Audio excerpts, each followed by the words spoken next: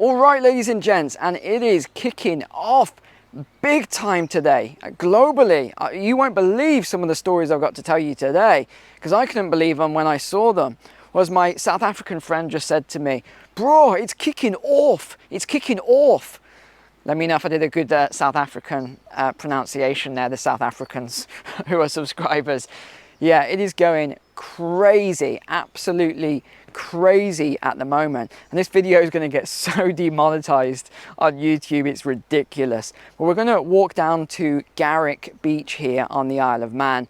So we're going to talk about all this crazy stuff in this beautiful setting. So let's continue the walk down. And you know how sometimes I say there's so much news to cover that there just isn't enough time to bring you up to date on everything. Well, that is this week. This week has been so insane with all the things I wanted to get across to you that I just haven't had the time to do it. And I'm not going to get the time next week either, because I'm going to be in France. That's going to be interesting. So I'm going to have to get you caught up on everything a little later, but we'll do what we can today. Now, the first story then is about the Slovakian Prime Minister. It's all over the news, so you've probably already heard about this one. The Slovakian Prime Minister, Robert Fico, age 59, was critically injured after taking a bullet to the stomach.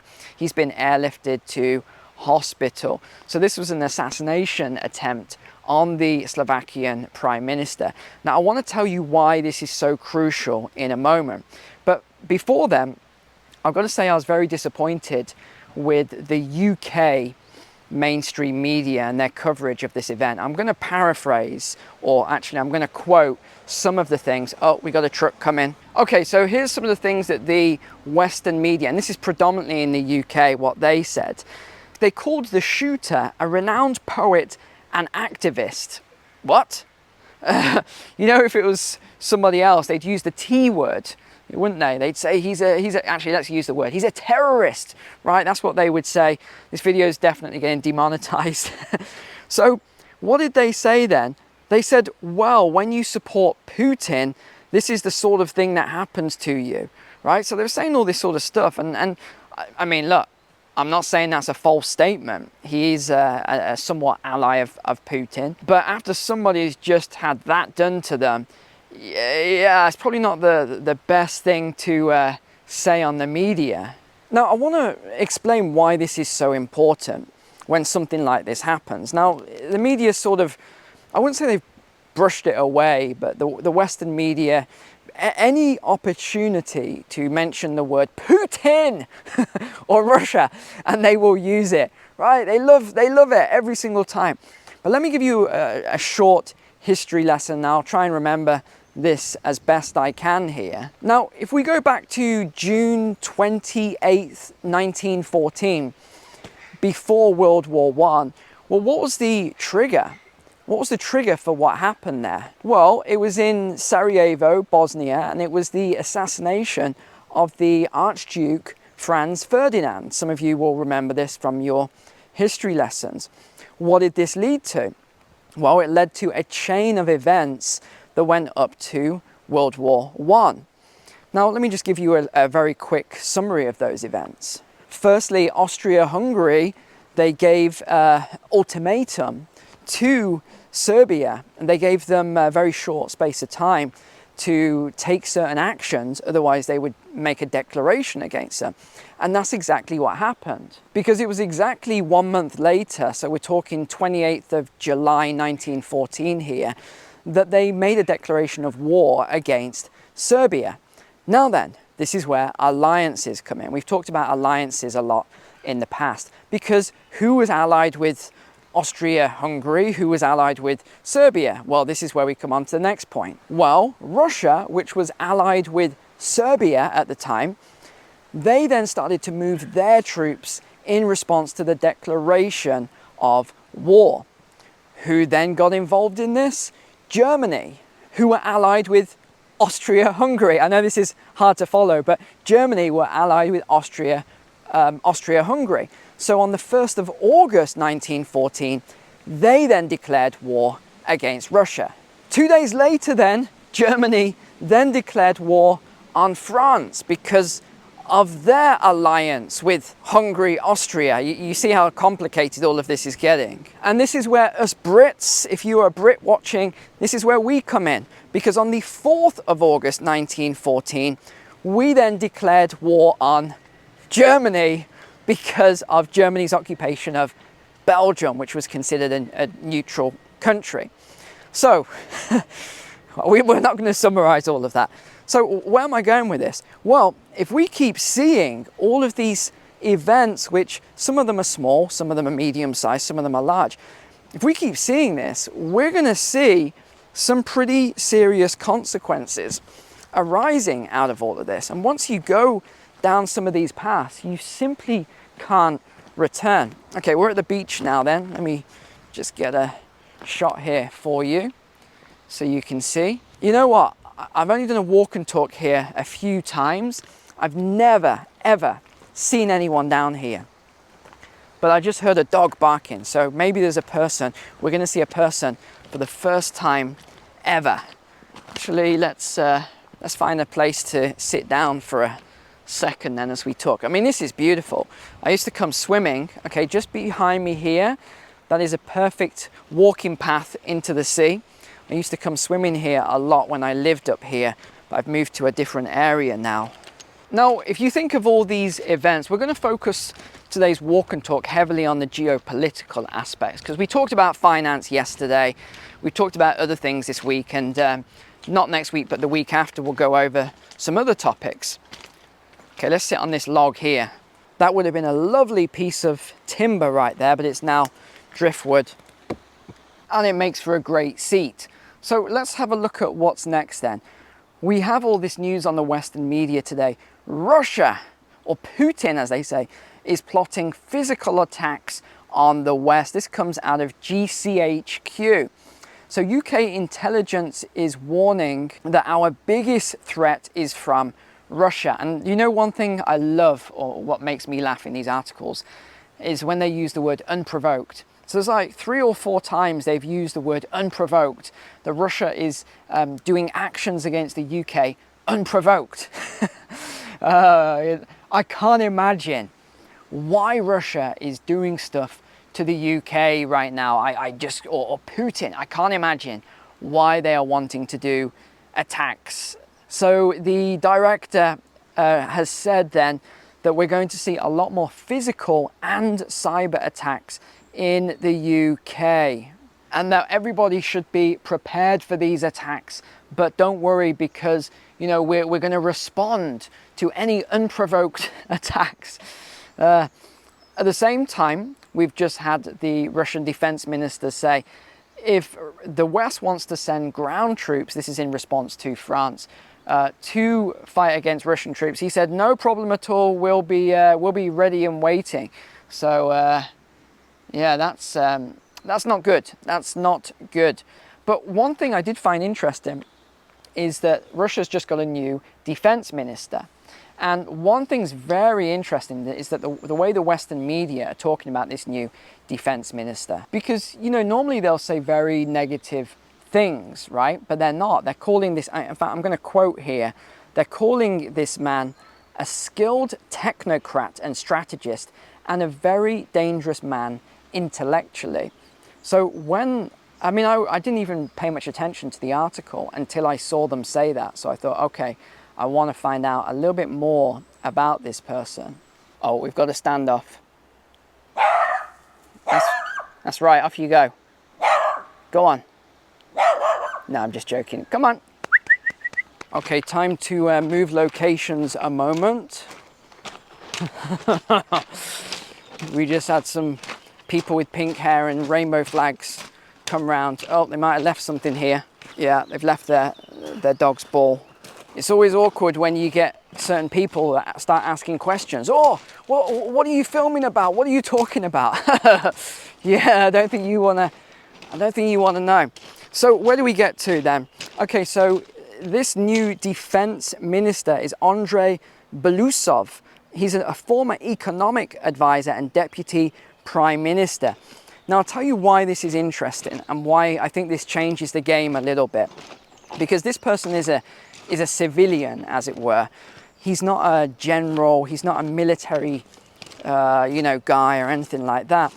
So what does this say? Why would you bring someone in who's an economist to become the defense minister, right? Well, I think it's because Russia's probably going to do what Germany is doing, and they're going to put the country on a defense economy or a defense footing or a wartime footing. I think that's the best way to describe it.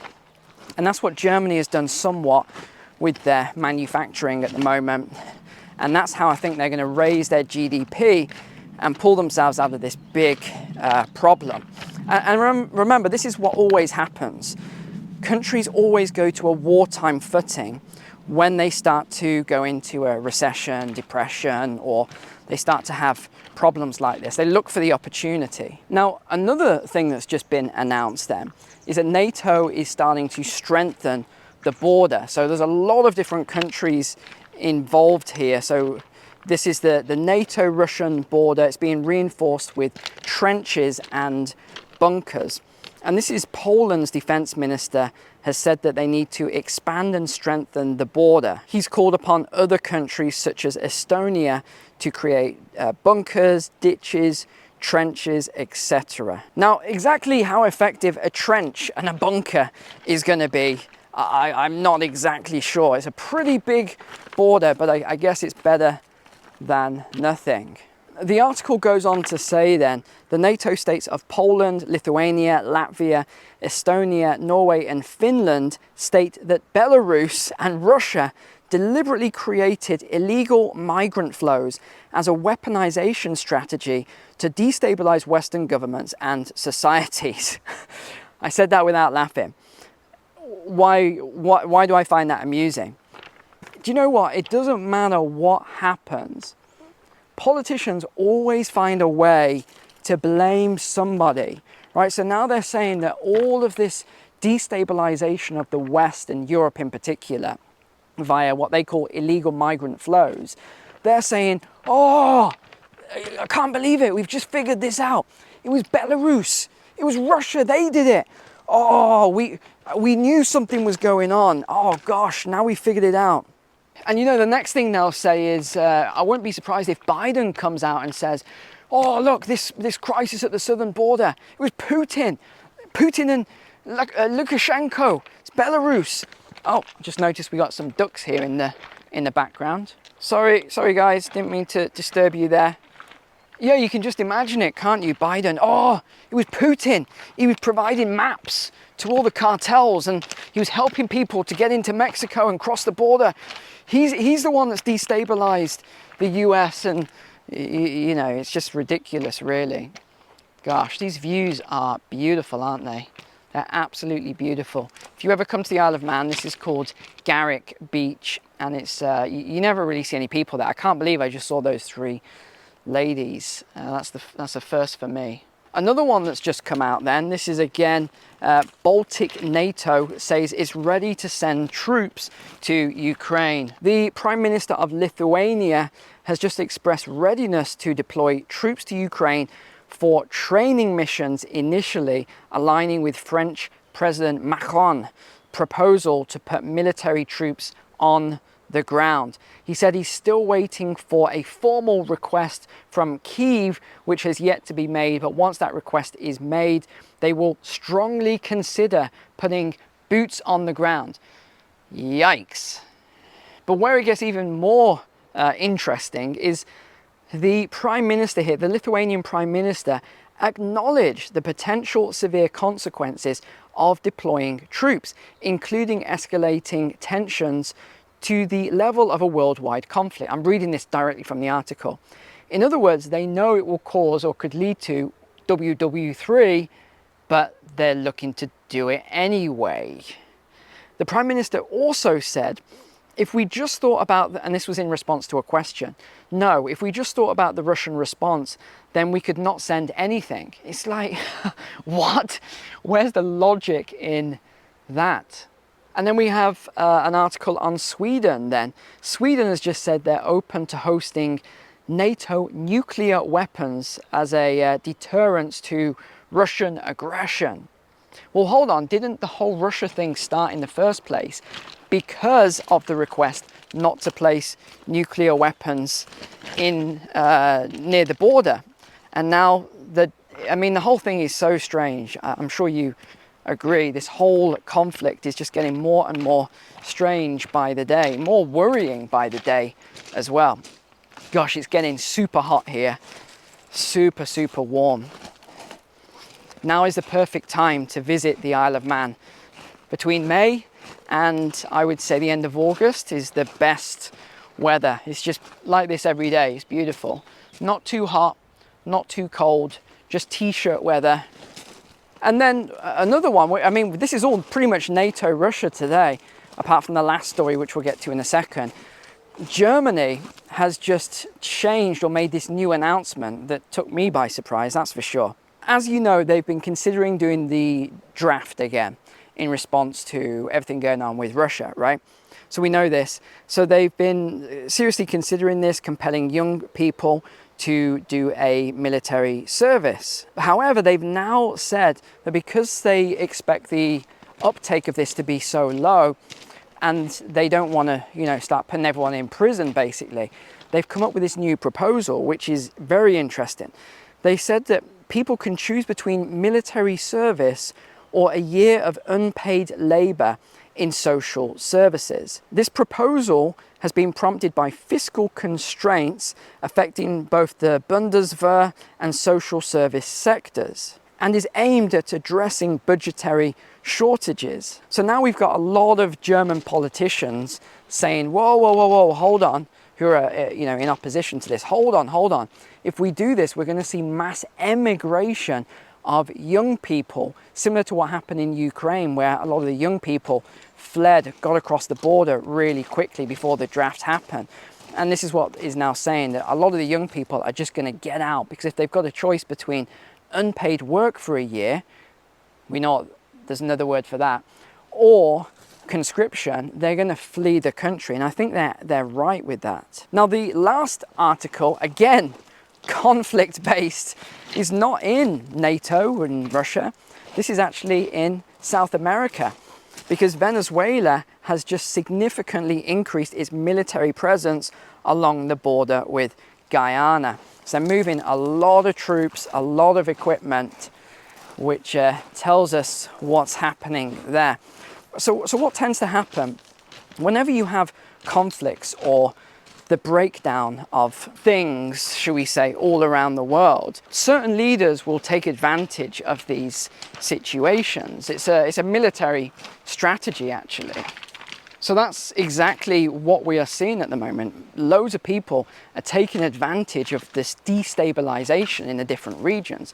And this is what we're seeing very, very heavily at the moment. And it's going to continue.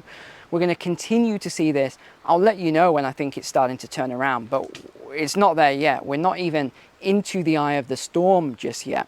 So we're going to see a lot more going on. We're going to see a lot more tensions, geopolitical breakdowns, financial breakdowns. These are all yet to come. We haven't seen anything yet, my friends. But as always, I'll keep you up to date. And thank you for watching and being a subscriber here, as always. Other than that, hope to see you next week. We'll have to see how the schedule goes. Other than that, take care. God bless you guys. God bless your family. And I'll see you very shortly.